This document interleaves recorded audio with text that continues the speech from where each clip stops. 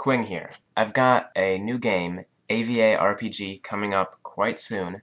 I didn't want to make a boring, overly dramatic trailer for it, so instead I figured the best way to promote it might just be to give a little bit of information about where this game comes from and what it's all about. The basis for Ava RPG originally came from PSP Flash gaming, and this was largely centered around the fact that the PlayStation Portable only has 64 megabytes of RAM. Most games made for this platform had to compensate by making sure that not too many objects were on the screen at one time.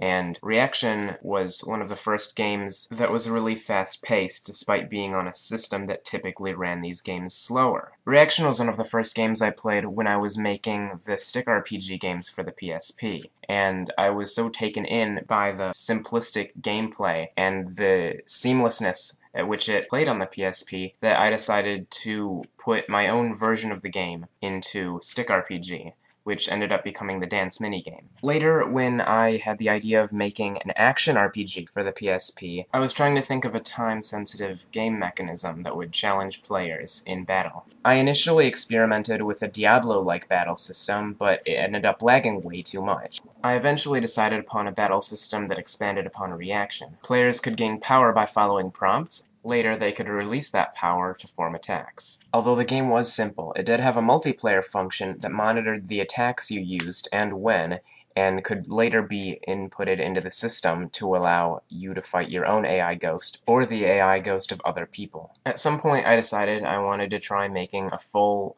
beginning-to-end, open-world RPG with abilities and equipment. Over the past year and a half, I've been making this idea a reality. I also added a randomized dungeon system based off of my old game Seasonal Maze, another PSP Flash game. AVA RPG is almost finished, and it's the largest and longest game I've ever released. When the game is released, I'll put a link in the description box. Go and play it there.